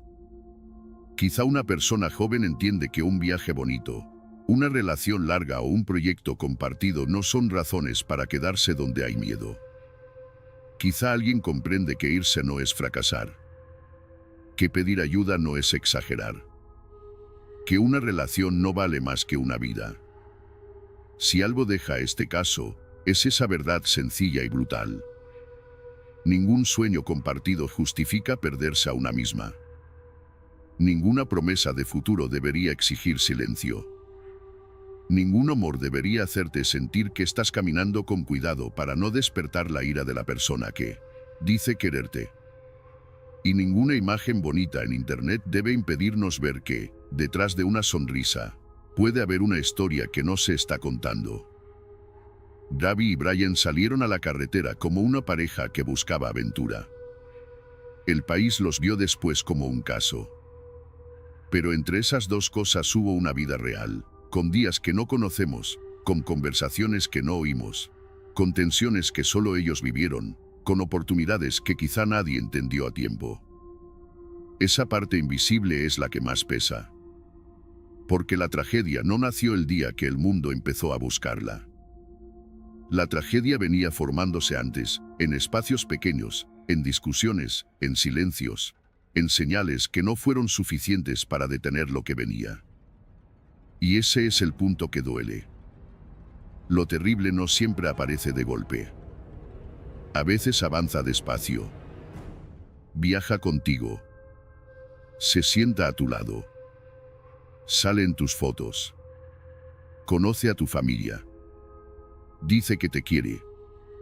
Hace planes contigo. Y cuando por fin todos lo ven, ya ha dejado una ausencia imposible de reparar. Por eso, al cerrar esta historia, no debería quedar solo la imagen de la furgoneta blanca, ni el mapa del viaje, ni la reserva donde apareció Brian. Debería quedar la imagen de Gaby como una vida interrumpida, y la responsabilidad de no mirar estas historias solo desde la fascinación. Debería quedar la pregunta de cómo acompañamos a quienes pueden estar atrapados en relaciones dañinas. Debería quedar la conciencia de que la violencia íntima no siempre se anuncia como violencia. A veces se esconde bajo palabras comunes. Estrés. Discusión. Celos. Mal día. Problemas de pareja. Pero una relación sana no necesita que una persona desaparezca por dentro para que la otra esté tranquila. Una relación sana no convierte el amor en vigilancia. No convierte el perdón en rutina. No convierte el miedo en una forma de convivencia. Cuando el FBI cerró su investigación, el caso de Gabby Petito quedó oficialmente resuelto en sus líneas principales. Pero para muchas personas, y sobre todo para su familia, una historia así no se cierra de verdad. Cambia de forma. Pasa de urgencia a duelo. De búsqueda a memoria. De noticia a advertencia. De nombre viral a símbolo. Y en esa transformación hay una responsabilidad compartida. Contarla sin morbo. Recordarla sin reducirla. Aprender sin apropiarnos del dolor. Porque la historia de Gabby no nos pertenece. Nos toca, nos enseña, nos incomoda, pero no nos pertenece. Pertenece a quienes la amaron antes de que el mundo la conociera. A quienes recuerdan su voz sin necesidad de ver un vídeo. A quienes la extrañan en días normales, no solo en aniversarios o documentales. A quienes tuvieron que recoger los pedazos después de que millones de personas apagaran la pantalla y siguieran con su vida.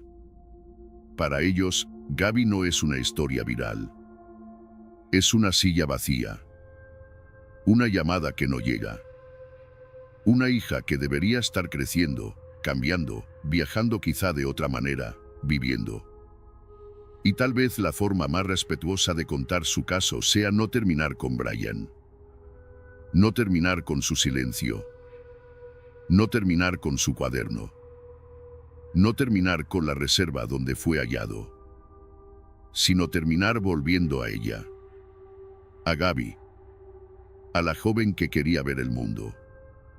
A la chica que sonreía frente a paisajes enormes sin saber que algún día esas imágenes serían miradas con tristeza. A la persona que merecía volver a casa.